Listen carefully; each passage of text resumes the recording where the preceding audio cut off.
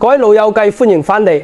我做咗大半世人，坐過無數次同人吹水，佢為聽過幾千幾萬個老人家席，我面前流眼淚。今日我要同你遞講一句，可能為得罪好多人嘅說話，但如果你細50歲以上，如果你屋企有老人家，你今日千祈要聽落去。我同你講，真正想害你嘅人，取第一句話已經露咗底，無細渠後嚟騙咗心，無細渠俾人教害咗，細渠一開口，隔一秒個心已經細塊契。只不過大部分老人家太善良，總係中意避機為人，總係中意審人地勢好意，結果一次又一次俾人問老陳，去到最後堅屋冇咗，退休金冇咗，連個名亦都俾人踩直地下。今日呢條片，我為同你講4句最經典嘅開場白。只要有人一開口細幹講，你就要即刻警覺，即刻同徐話清界限。唔使你窮過下半世，就使你惹一世麻煩。片尾我仲為送你3個保命嘅原則，跟住做，晚年至少可以保住你自己。各口飯準備好未？我哋開始。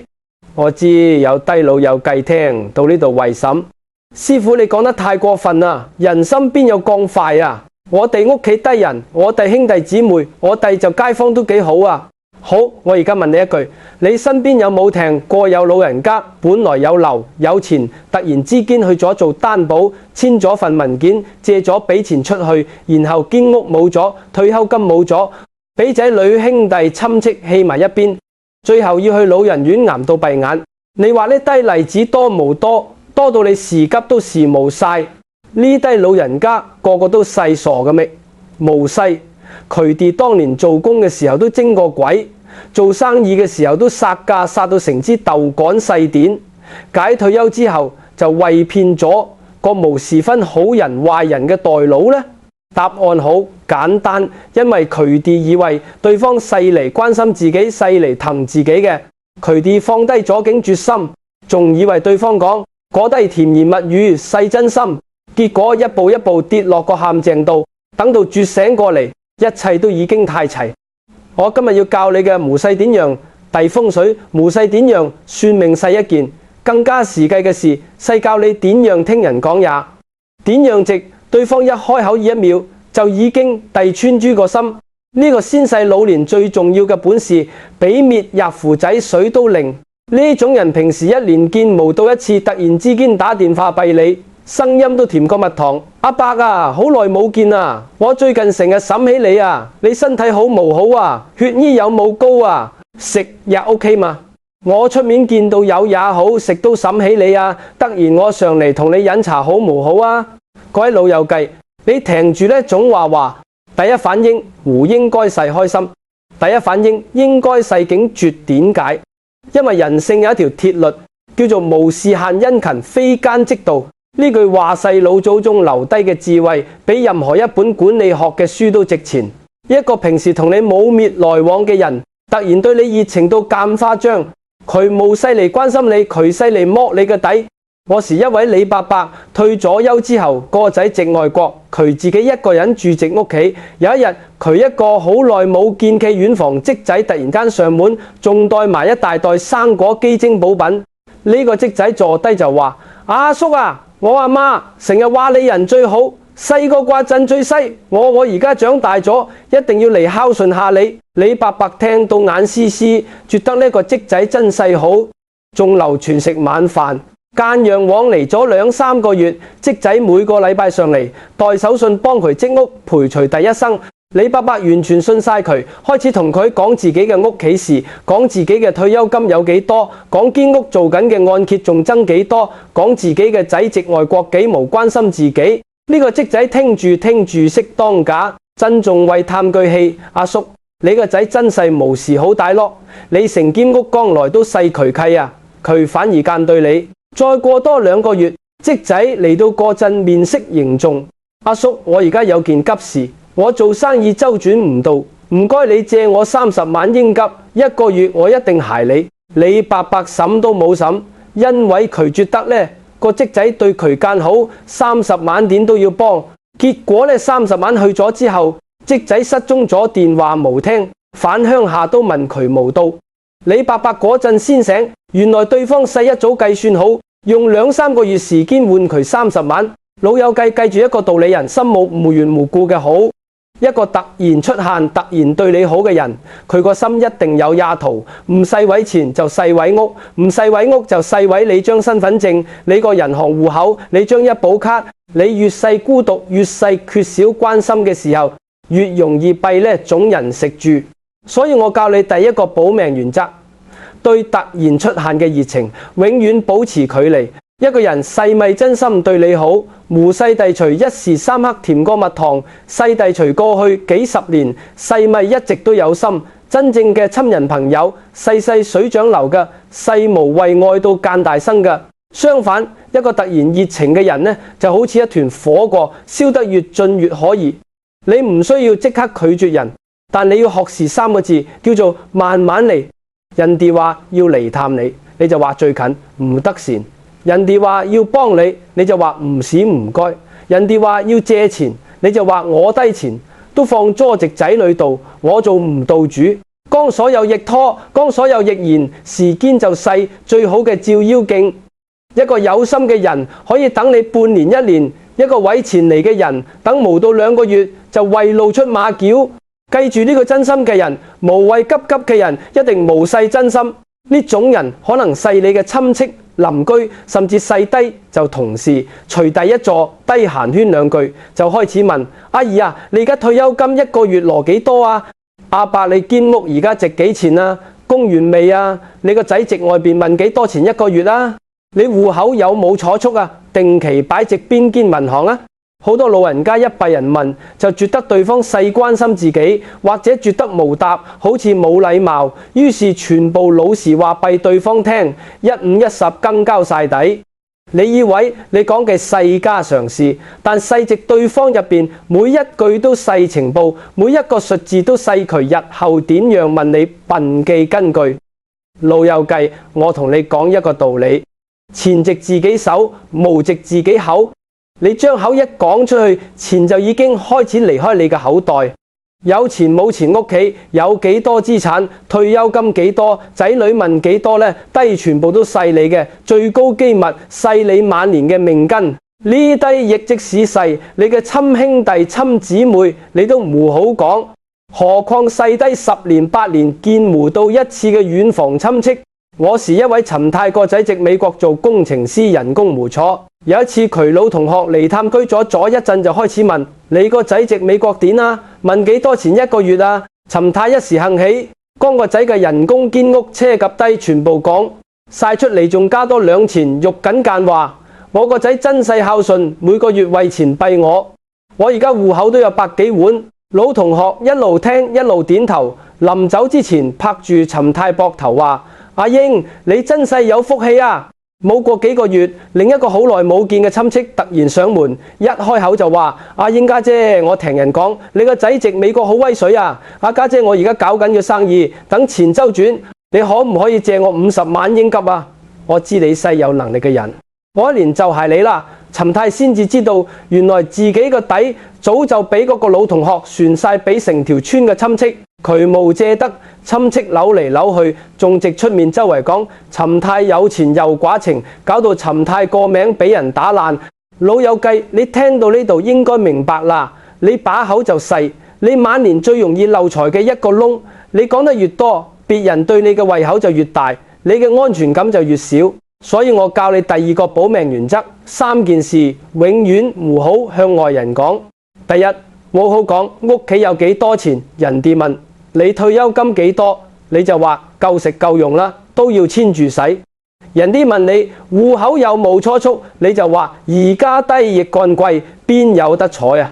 將所有真實嘅數字含糊過去，永遠俾人一個勉強夠食嘅印象。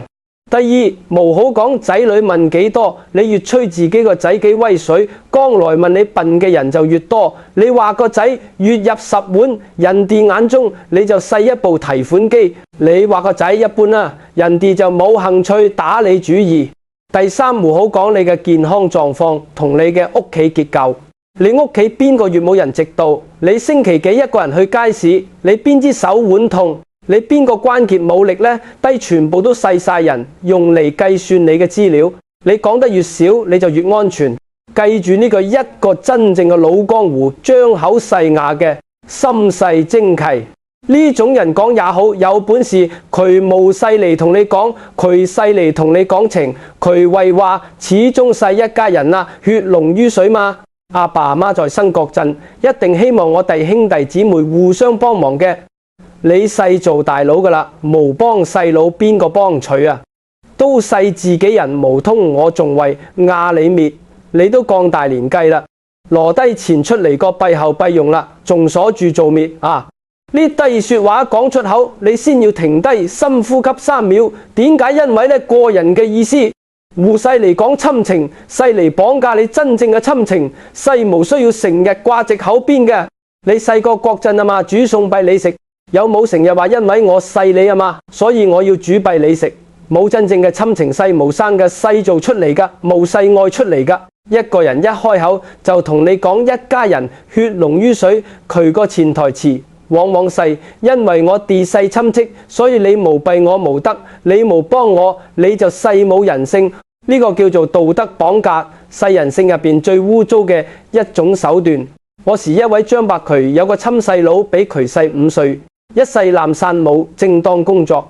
細屋企個廢柴，父母過身之後呢，個細佬就一路問張伯羅著述。剛開始細借幾千蚊食飯，跟住細借幾碗蚊鞋債，再跟住細佬個仔要結婚，張伯閉咗10碗。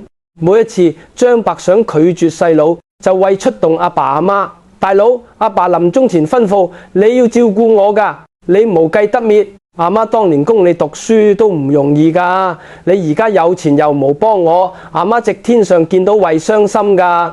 呢種話一出，張伯即刻軟晒，覺得自己真細，無幫就對無住父母。結果幾年落嚟，張伯俾咗細路過百碗，退休金消耗到差唔多。到最後，細佬提出要佢做堅屋按揭，嚟逼佢做生意，張伯先至醒覺過嚟。如果簽咗份文件，連堅屋都為冇，佢終於拒絕。細佬即刻反面四圍同親戚講張伯無認細佬，發達之後六親不認，阿爸阿媽喺新見到都為鬧除，老友計。你有冇留意到呢種人由頭到尾都細直到玩感情牌，隨從來冇提過自己要付出搣，隨隻細要求你付出，呢個先細詞嘅本心。真心嘅親人細先審自己可以做低滅嚟幫你，無細審你可以做低滅幫佢。所以我教你第3個保命原則，聽人講也聽3句。第一句聽動詞，呢個人細直度講佢為做低滅，定細直度講你應該做低滅。如果細後者即刻警覺。第二句聽方向呢，低前呢，低亦為流向邊，流向佢定細流向你。如果全部細向佢流，你已經細俾人問老襯。第3句聽有冇加條件，因為我哋細親戚，所以你要點點點，因為阿爸阿嫲當年點點點，所以你而家要點點點。凡細講前提放直親情、道德、恩情上面嘅要求，都細綁架，都要拒絕。拒絕假陣點講好簡單，你話無好意思，我低錢而家鎖咗直定期動無到，或者我已經應承晒我個仔，無可以再借出去，或者最直接嗰句，我年紀大啦，無可以再擔任何風險。你問第2個審判法啦，講完無好解釋，無好道歉，講多錯多。記住呢句講親情越多嘅人幣真嘅親情越少。呢種人未坐低已經眼絲絲，未講2句已經想喊出嚟。誰為話阿姨啊，我而家真係走投無路啦。如果無細你，我真係無知問邊個。阿伯你細，我最後嘅希望啦。你無幫我，我真係要跳樓啦。屋企阿媽入咗醫院，急需要錢做手術，我時喺冇辦法先開口。呢種話一出口，好多善良嘅老人家個心即刻軟晒。因為老一輩嘅人心地好，聽到人講可憐嘢就想幫，覺得自己有能力無幫，好似做咗虧心事間。呢個本身細一件好事，細老人家嘅美德。但細去到晚年呢，你要記住一件事，你嘅同情心係有限嘅，你要用直言嘅地方，而無細俾低居心不良嘅人利用晒。一個真正需要幫助嘅人，無謂間快問你，無謂間花張間講，真正陷入困境嘅人往往為自己審辦法，慰問政府，慰問銀行，慰問朋友，慰問慈善機構，為嘗悉每一個渠道之後，先至滿不得已間開口向親人求救，而且開口夾陣仲為有幾分唔好意思，無謂一嚟就將自己形容到間絕望，一開口就將自己扮到咁慘契人，隨契目的，無勢要你嘅同情，而勢要你嘅錢包，佢直利用你嘅心軟，直利用你嘅內疚感，直利用你驚俾人話冇人情味嘅一種心理。我是一位黃太人，好好成日話自己無忍心替人受苦。有一日，一個好耐冇見嘅表侄突然上門，一坐低就翻桑住塊面。表姑我阿媽，即係黃太嘅表妹，個病急咗，要即刻做手術，一生開嘅低藥好貴。我哋屋企拎唔出咁多錢，我識晒所有辦法都籌唔到。你係我表侄裏面最有錢咁一個，你冇幫我阿媽真係為死啊！講完仲跪落地下拉住黃太之手愛救命。黃太邊個頂得順啊？即刻拎8碗米出嚟。個表侄接住錢答謝完就走。過咗1個月，黃太自己打電話俾表妹關心一下，先至知道表妹根本冇病。之後打電話問表侄，表侄個電話已經停咗機。原來成廠細表侄同隨個朋友加好嚟嘅佢。